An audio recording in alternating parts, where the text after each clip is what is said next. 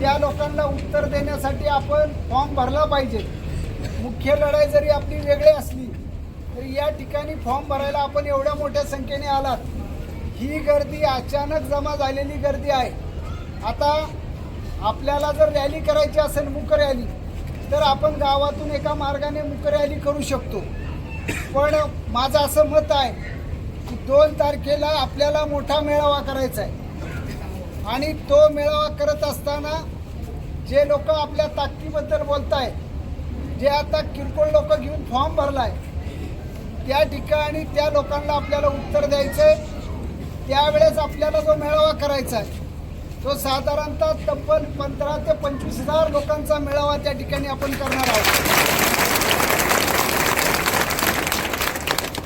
आपापल्या प्रत्येक गावातनं त्या ठिकाणी मोठ्या संख्येने कार्यकर्ते त्या ठिकाणी आपल्या सगळ्यांना आणायचे आणि या फॉर्म भरायची जी प्रक्रिया होती ती 2:30 वाजता संपणार होती।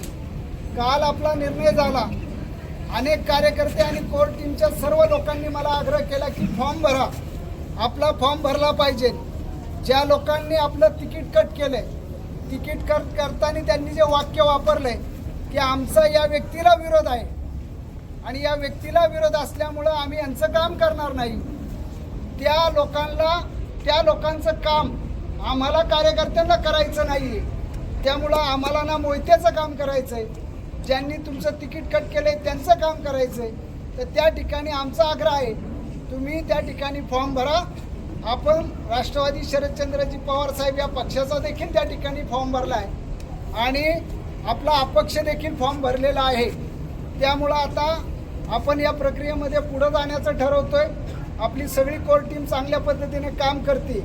आपले 389 बूथ आहेत, त्या बूथवरच्या प्रत्येक कार्यकर्त्याला पंचायत समिती गणाप्रमाणे नगरपालिकाप्रमाणे मी आढावासाठी बोलावणार आहे की आपण काय स्टेजला आहोत, आपल्याला या गावात काय मतदान होणार आहे।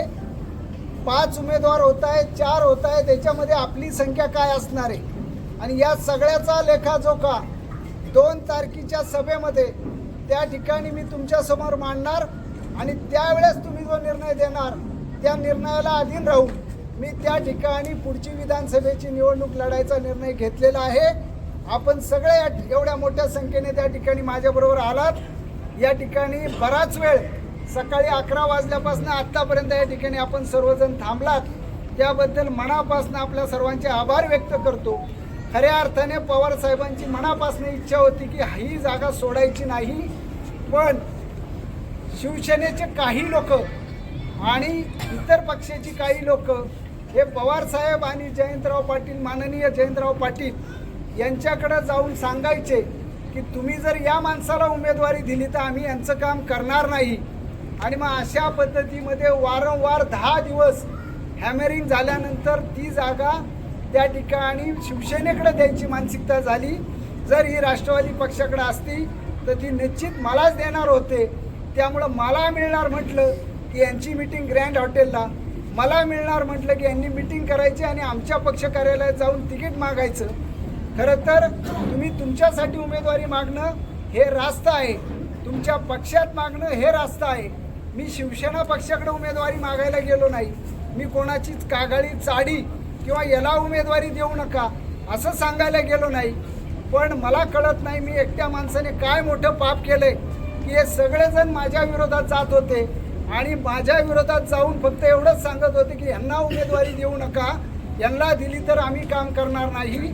त्या नेते मंडळींना आणि त्या ठिकाणी त्या जाणाऱ्या प्रत्येक व्यक्तीला त्या ठिकाणी उत्तर द्यायचंय।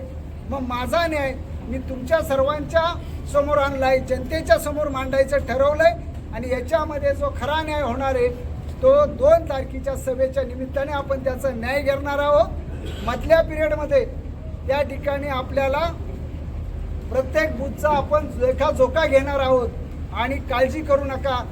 आजच माऊलींचं दर्शन घेऊन त्या ठिकाणी मी आणि निवडक लोक घेऊन जाऊन त्या ठिकाणी नारळ श्रीफळ देऊन मी त्या ठिकाणी प्रचाराची सुरुवात मरकळ गावात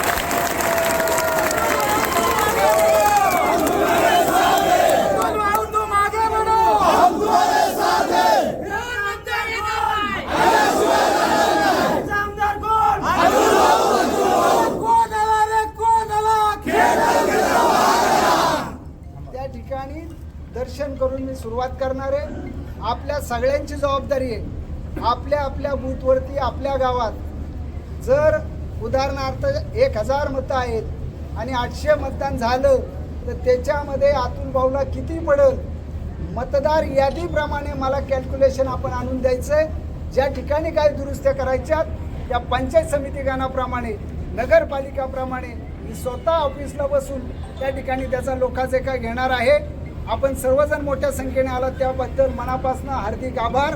आता आपण रॅली पण करू शकतो.